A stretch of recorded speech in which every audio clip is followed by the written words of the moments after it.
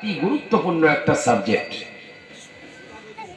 বর্তমান সময়ে কিছু কিছু জায়গায় এখন এমনই হয় যে জিকির অল্প কিছুক্ষণের জন্য করিয়ে ছেড়ে দেওয়া হয়, কিন্তু জিকির এটা একটা গুরুত্বপূর্ণ সাবজেক্ট। যারা আল্লাহর জাকিরিন বান্দা, যারা জিকিরের মাধ্যমে নিজেদের অন্তরগুলোকে পরিচ্ছন্ন করবে, যারা উৎকৃষ্ট মানের জিকির করে আল্লাহ রাব্বুল আলামিনের সঙ্গে কেমন ভাবে কানেক্ট করা যাবে, কেমন ভাবে সম্পর্ক তৈরি স্থাপন করা যাবে, এই ব্যাপারে তারা জিকিরের পরিপূর্ণ জানকারি নেওয়ার জন্য জিকিরের মজলিসে বসবে। এই সমস্ত বান্দারা কাল কিয়ামতের ময়দানে আল্লাহ রাব্বুল আলামিন তাদেরকে জাকিরিন বান্দাদের কাতারে অন্তর্ভুক্ত করে দেবেন। জিকির এমন একটা গুরুত্বপূর্ণ সাবজেক্ট। কত জাকিরিন বান্দা আছে কিভাবে জিকির করতে হয় জানে না, খালি মনে করে জিকির করলেই হলো। কিন্তু আমাদের লতিফা কটা আছে, কোন লতিফা দিয়ে কোন জিকির করতে হবে, কোন জিকিরের মাধ্যমে কোন অংশকে কেমন ভাবে পরিচ্ছন্ন করতে হবে, এটা আমাদের জানা অবশ্যই জরুরি। সুফিয়ানে দ্বীন, সুফিয়ানে কেরাম, যারা জিকিরের মাধ্যমে নিজেরা অন্তরকে পরিচ্ছন্ন করেছিল, জিকিরের মাধ্যমে নিজেদের অন্তরের চক্ষুকে প্রকাশ করেছিল, সেই সমস্ত বড় বড় জাকিরিন বান্দা, বড় বড় শাইখ, বড় বড় আল্লাহ ওয়ালারা, তারা কি পদ্ধতিতে জিকির করেছিল এ সমস্ত আমাদের জানা দরকার। জিকিরের ব্যাপারে নসিহত আছে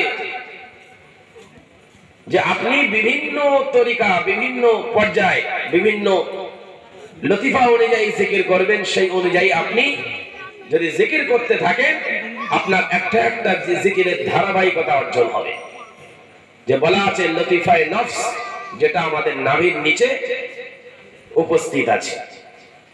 তারপরে আছে লতিফায়ে কলব, যেটা আমাদের বাম স্তনের 2 আঙ্গুল নিচে।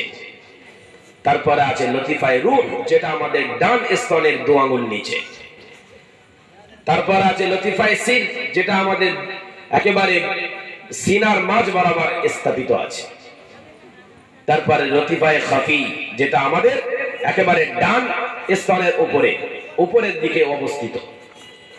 তারপরে আছে লতিফায়ে আখফা, যেটা আমাদের 2 কপালের মাঝ বরাবর রয়েছে, এখানে অবস্থিত, এটা লতিফায়ে আখফা। তারপর আছে লতিফায়ে কালাম, যেটা আছে আমাদের ব্রেনের একেবারেই মাঝখানে। এই যে লতিফাগুলো রয়েছে, লতিফার বিভিন্ন পদ্ধতির জিকির রয়েছে। লতিফায়ে নফসের রং, এটা একেবারে বলা আছে মিশমিশে অন্ধকার কালো আকৃতি। এই লতিফায়ে নফসের এই কালো আকৃতিকে আপনি যদি দূর করতে চান, আপনি যদি এই লতিফায়ে নফসের রংটাকে যদি পরিষ্কার করতে চান, যদি আলোয় আলোকিত করতে চান, তাহলে আপনার জিকির করতে হবে লা ইলাহা ইল্লাল্লাহ, লা ইলাহা ইল্লাল্লাহ জিকির করতে হবে। লতিফায়ে কলব, যেটা বাম স্তনের 2 আঙ্গুল নিচে অবস্থিত, এর রংটা হচ্ছে একেবারেই গাঢ় হলুদ। তো এই হলুদ রংটাকেও আল্লাহর নূরের আলোয় আলোকিত করতে গেলে কি করতে হবে? আল্লাহ আল্লাহ আল্লাহ নামে জিকির করতে হবে। তারপরে আছে লতিফায়ে রূহ, যেটা আমাদের ডান স্তনের 2 আঙ্গুল নিচে অবস্থিত, এর রংটা হচ্ছে পুরো ধপধপে সাদা। তো এই লতিফায়ে রূহকে পবিত্র করতে গেলে, লতিফায়ে রূহ এটা হচ্ছে পুরো আমাদের শরীরের মূল একেবারে উপাদান।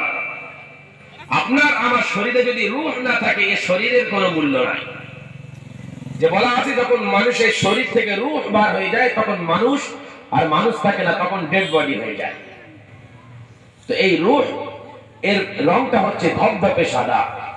তো এই রূহকে তাজা করতে গেলে রূহের খোরাক হচ্ছে আল্লাহ হু। এই হু হু শব্দটা হচ্ছে আল্লাহ, এই লতিফায়ে রূহের খোরাক। আপনি লতিফায়ে কলব থেকে উচ্চারণ করবেন আল্লাহ আল্লাহ আল্লাহ। হুকে যখন এই ডান স্তনে রূহের কাছে ছাড়বেন, এই হু এর মাধ্যমে কি হবে? আল্লাহু, তিনি আল্লাহ, তিনি আল্লাহ। এই কথাটা যতবার